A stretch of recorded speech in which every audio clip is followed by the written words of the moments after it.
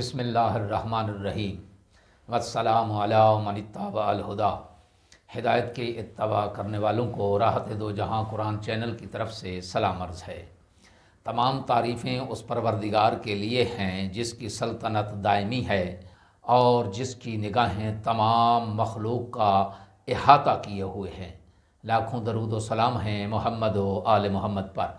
सामीन कराम साहिबान ईमान, हमारे आज के सबक का मौजू है सूरह बकरा की आयत नंबर 161 और 162।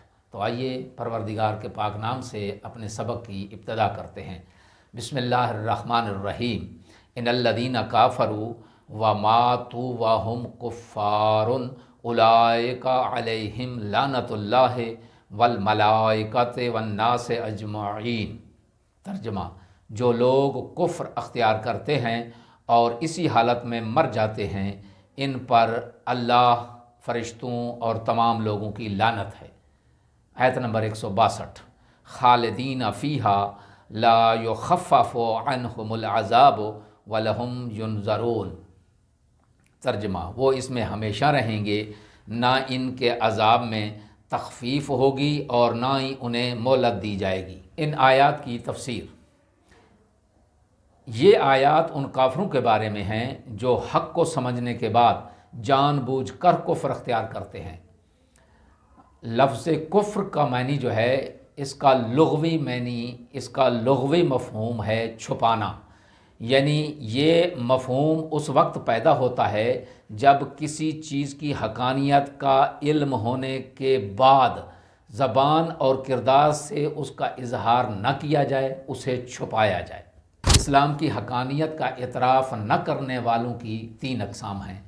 पहली किस्म ये है कि इस्लाम की हकीकत का इल्म होने के बावजूद इस पर ईमान न लाना।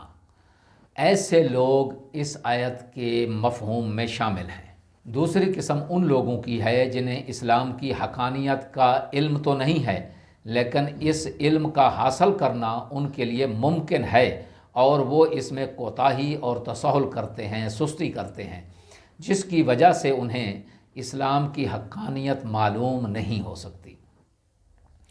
ऐसे लोगों को जाहिल मुकस्सर कहते हैं।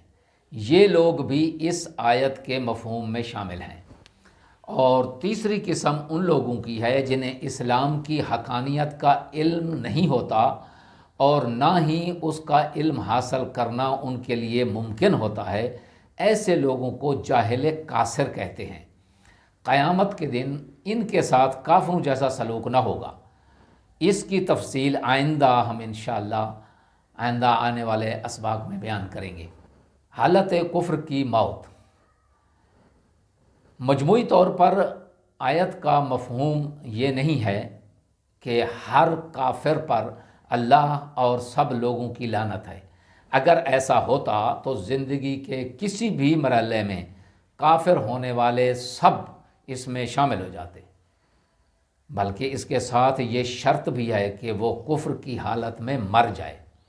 इसका मतलब ये है कि मौत से कब्ल किसी भी मरहले में उसके लिए कुफ्र छोड़ने की गुंजाइश मौजूद है और वो काफिरों की सफ़ से निकल सकता है।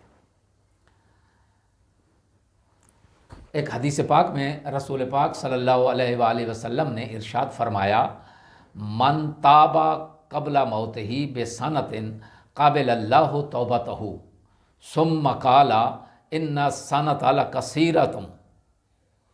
मन ताबा क़ब्ला मौतिही बेशहरिन क़ाबिलल्लाहु तौबतहु सुम्मा क़ाला इन्ना शहरा लकसीरुन।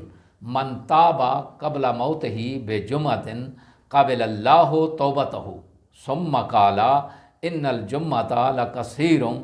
मन ताबा क़ब्ला मौतिही बियौमिन क़ाबिलल्लाहु तौबतहु सुम्मा क़ाला इन्न यौमन लकसीरुम। मन ताबा क़ब्ला अन युआयिना क़ाबिलल्लाहु तौबतहु। इसका तर्जमा ये है, आप सल्लल्लाहु अलैहि वसल्लम ने फरमाया कि जो शख्स मौत से 1 साल पहले तौबा कर ले, अल्लाह उसकी तौबा कबूल करेगा। फिर फरमाया, साल का अरसा तो बहुत है, جو شخص موت سے 1 ماہ قبل توبہ کر لے اللہ اس کی توبہ قبول کر لے گا۔ پھر فرمایا مہینہ بھی بہت ہے، جو شخص موت سے 1 جمعہ پہلے توبہ کر لے اللہ اس کی بھی توبہ قبول فرمائے گا۔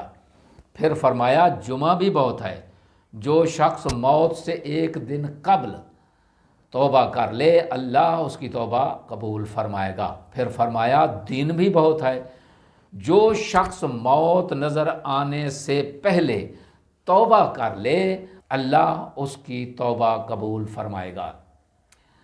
سبحان اللہ۔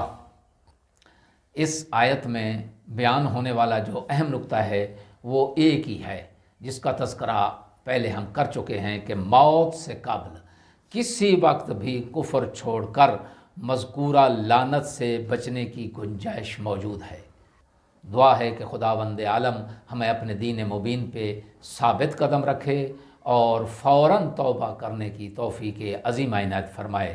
تمام سامعین سے گزارش ہے کہ قرآن کی حقانیت، قرآن کا یہ بیان جس کو پڑھنا عبادت ہے، جس کو سمجھنا عبادت ہے، جس کو دیکھنا عبادت ہے، اپنے اہل و عیال اور تمام حلقہ احباب تک اس کو پھیلائیں تاکہ آپ بھی اس کے پھیلانے اور اس کی ترویج میں حصہ دار بن جائیں۔ خداوند عالم آپ کو اجر عظیم عطا فرمائے۔ وآخر دعوانا ان الحمد للہ رب العالمین۔